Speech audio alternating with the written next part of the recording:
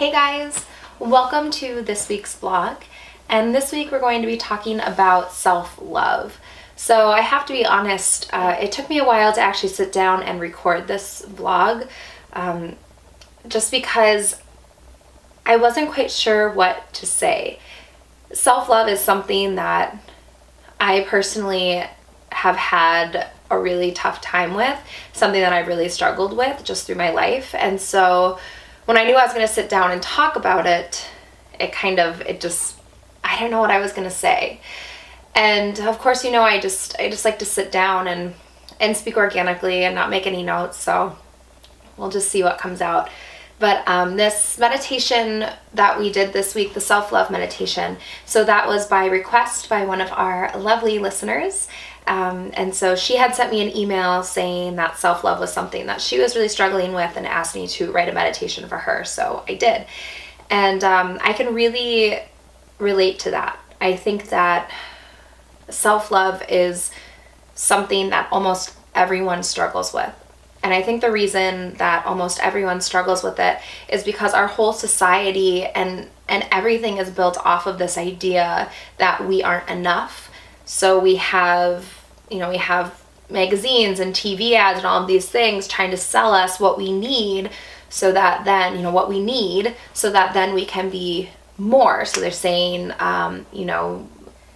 if you get this new mascara, then you'll be prettier and then you'll be more, as if somehow you're not pretty enough already, or whatever it is, all of these things. It's like our whole culture and everything is designed around what you need to make you a little bit more whole. And then at the same time really playing on your insecurities that, yep, your suspicion was right, you really aren't enough.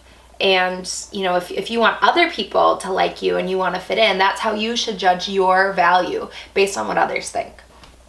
And that to me is just so sad and tragic. But something that's more sad and tragic is that that's definitely a cycle that I've fallen into. And I think that sometimes the pressure, especially for like a young woman, can be even higher, and that there's just different expectations for just appearance and the way that we act, and it can be really tough. And we are just bombarded with these messages and these images that you aren't good enough, and that's just so sad, and it's so wrong. Like, it's such an inaccurate statement.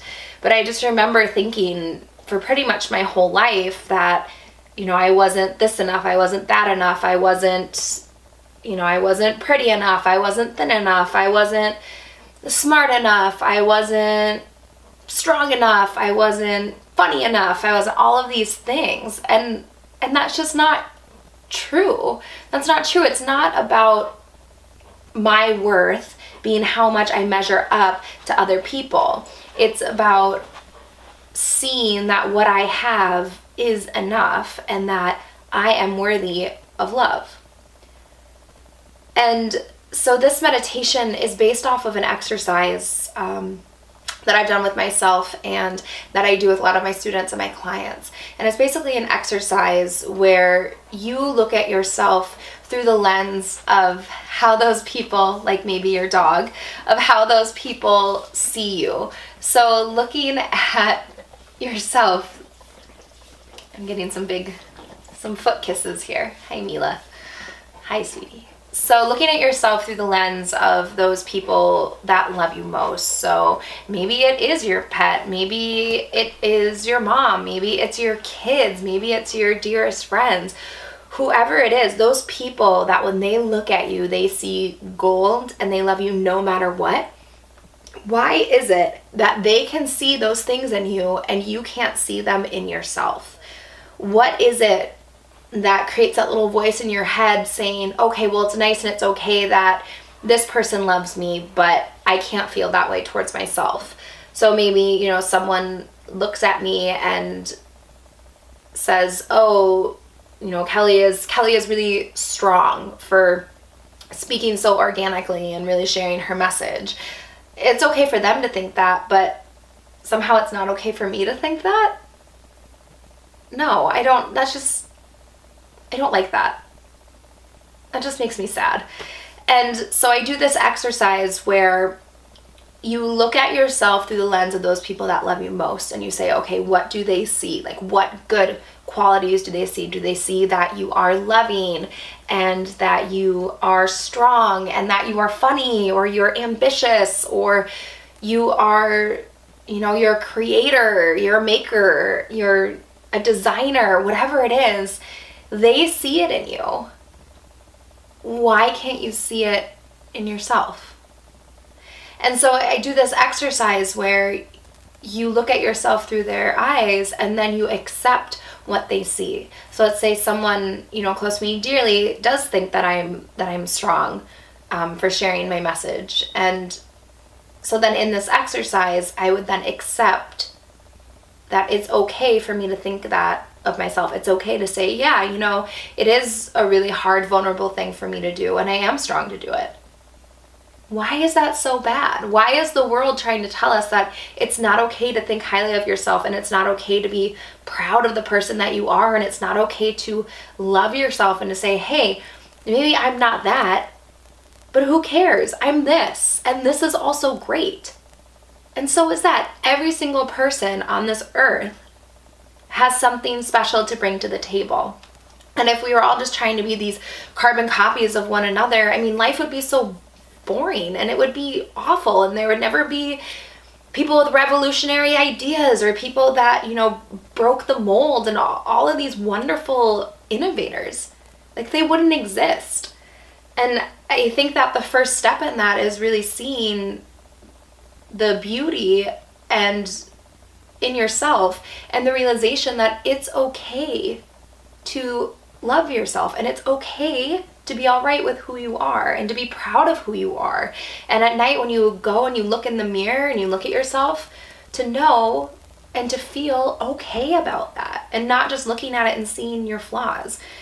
And like I said, that's something that I've really, really, really had to work on, and it's certainly not something I have perfected by any means, but I do get these glimmers of, just these little tiny moments of self-acceptance and self-love and just contentment with who I am. And to me, that's a huge win. That's a huge success.